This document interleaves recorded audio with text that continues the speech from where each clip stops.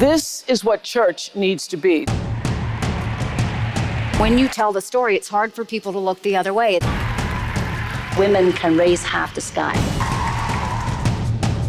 We have to have our country open to other people, not because they are good, but because we're good. Many people think you might be a darn good candidate for national office.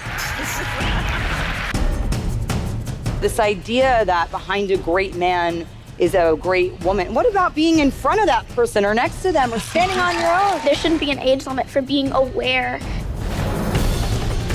If you don't like it, you don't have to eat at my table. If you don't have the women, you don't have a business. Oh, Nancy Pelosi, she thinks she knows more about having babies than the Pope.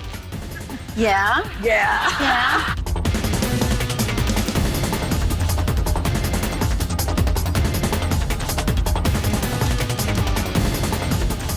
We plant a flag about who we are as a country. Not every woman who's sexual is a size 2. To know that there's such fierce, determined, resilient women out there that are stopping at nothing, breaking down these barriers, it lights your soul on fire. I know how powerful it is to have representation. This is bliss. This is brain sex.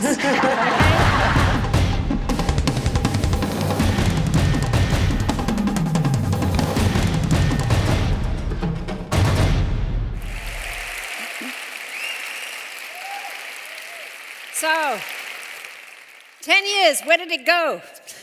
Weren't Sherry Silver and Amanda Gorman just fantastic with those dancers?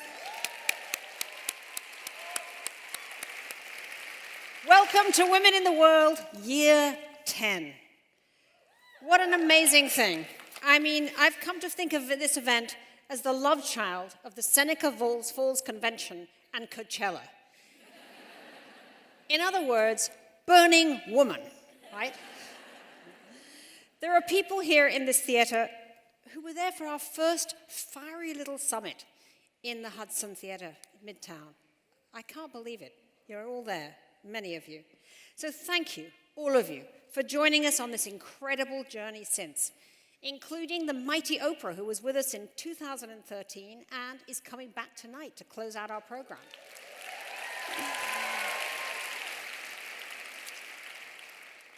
This year, as we planned our summit, we were moved to ask the existential question, can women save the world? We already know that a ripped Captain Marvel can protect us from our intergalactic enemies, and it's certainly great to have Brie Larson coming with us tonight. But look around.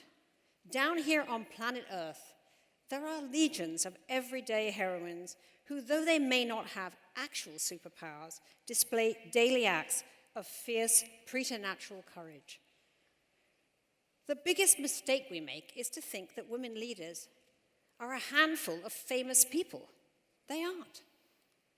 They are the women all around us, fighting for peace, justice, and more dignified lives for others. Now, in every arena of life, it's time to see women as a unique source of strength, a competitive advantage, and the only deliverance from some of the overheated, crazy masculine mayhem out there. Even as we also celebrate the many men who are our champions and our allies. While it's thrilling to see the on-fire feminist movement surge ahead in the US, so many of our global sisters need our solidarity too. It is these women who live behind the lines of the news rather than in the headlines, who've always had a powerful voice at Women in the World. You will hear from many of them in the next 2 days. We're so grateful to our partners who make the whole summit possible, our longtime presenting sponsor, Toyota, our partner for 8 years. Special thanks to John Lisco of Saatchi & Saatchi, who's been with us all the way. And our leadership sponsors, thanks to them too, AARP, AT&T, Boston Consulting Group, MasterCard, Microsoft, P&G, and UBS. Big UBS group. As well as our supporting sponsors, AMC Network, PepsiCo, and Thomson Reuters. And our partner, Her Campus. Obeisance to you, all of you, and thank you so much. Now, let's begin with 4 impressive women who are working to save the planet.